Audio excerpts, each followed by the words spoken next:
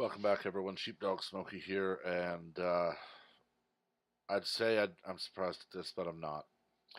Dogs branded white supremacist as social justice warriors seemingly run out of people to call racist. Social justice warriors have now apparently run out of people and objects to declare as racist, and are now taking aim. I'm not sure what that sentence is supposed to mean. At man's best friend, Ben Falding, a socialist with bylines in the Washington Post, Tablet Mag, and the Forward, has declared that dogs are a tool of white supremacy and gentrification. That's not just my opinion. There is research that shows how white newcomers' dog walking routes stake out territory, and white owners use their pets to socialize with other white owners, excluding minorities, Falding tweeted, though he keeps changing his display name. Uh, Not going to read all of his tweets, but you can see here it isn't just Falding expressing the sentiment. Alicia Sanchez Gill, the interim executive director at Safe Spaces DC, tweeted, "White folks, I don't care how nice your dog is. Dogs have been used as a tool of white control, dominance, and violence, from slavery through civil rights to police dogs today. I've said to friends, often half jokingly, that I love dogs, but hate white people's dogs.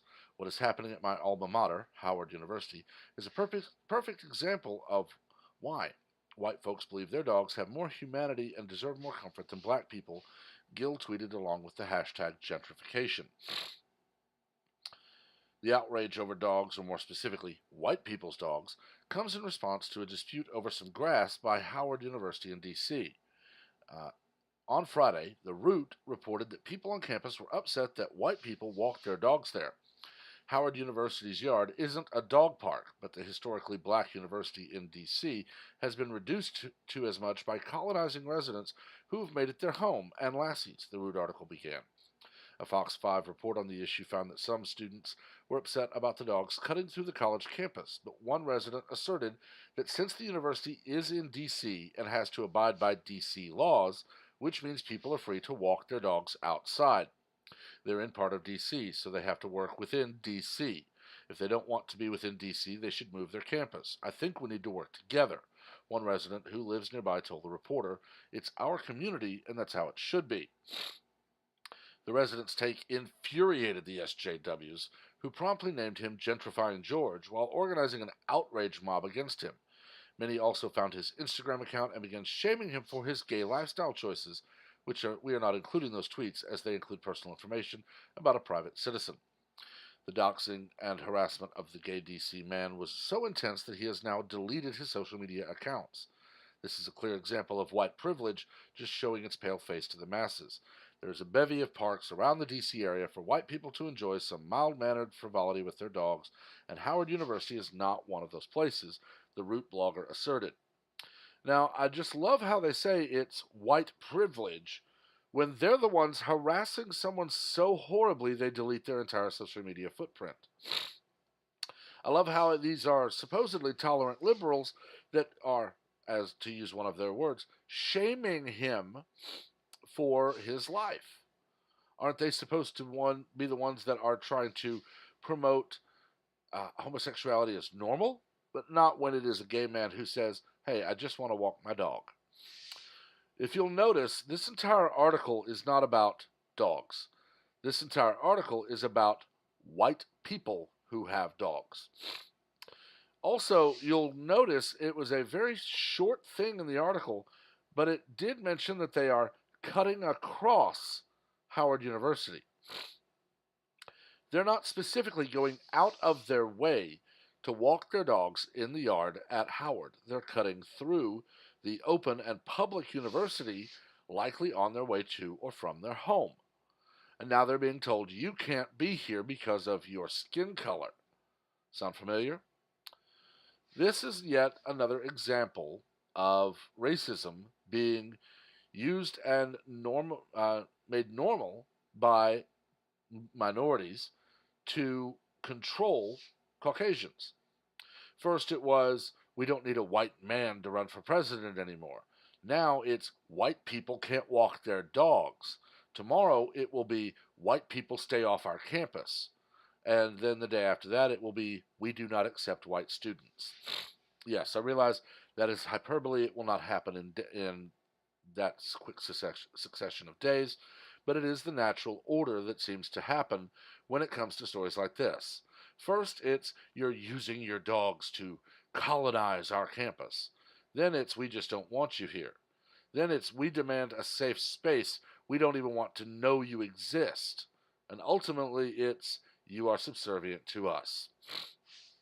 It happened in 1939 with the ascension of Adolf Hitler and unfortunately cost the lives of 6+ million people, mostly Jewish people, although there were gypsies and homosexuals as well.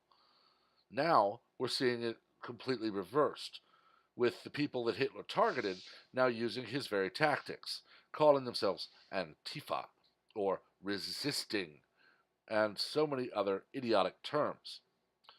I'll make it very clear. I don't care who you are.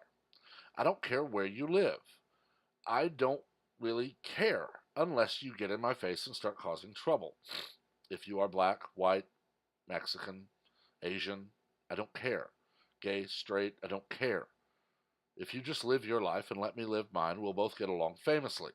If I'm walking my dog, you can rest assured that if my dog does happen to stop to do some business, if it is not all liquid, I will clean it up.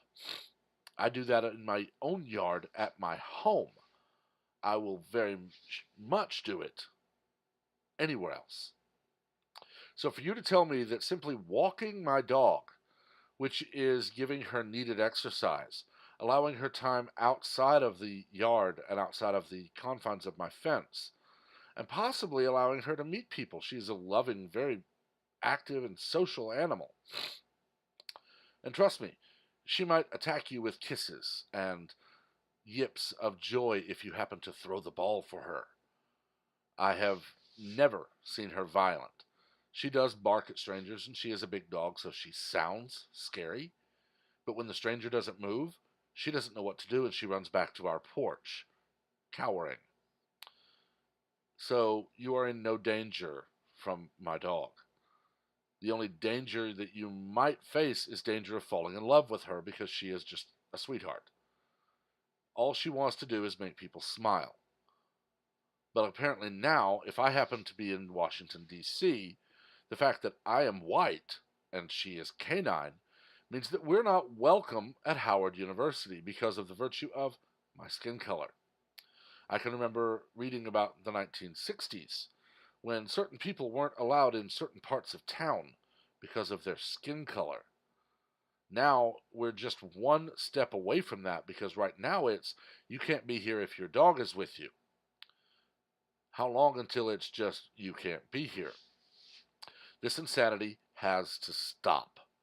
We need people who have the spine to look these idiots in the face and say, did you just say I'm racist because I'm walking my dog? Who are you anyway? Why do I care that you exist? We need to push the narrative away from normality. Return it to, we're human. She's canine. She needs exercise. If she happens to do her business, I will clean it up. Now leave me be.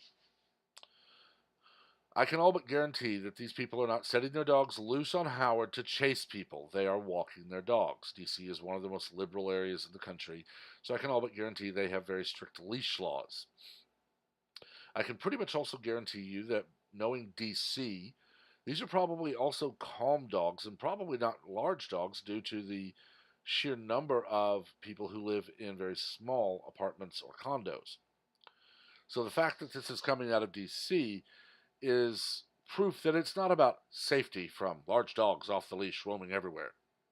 It's about control, as everything is. But I've talked long enough. Let me know what you think. Just remember, as always, keep the comments civil because we don't learn anything from an argument. We only learn from a debate. As always, please remember to like, comment, and share this video, as well as please do subscribe and ring the notification bell so that you're one of the first to know of new content as it is posted. Until the next time, everyone, have a wonderful day.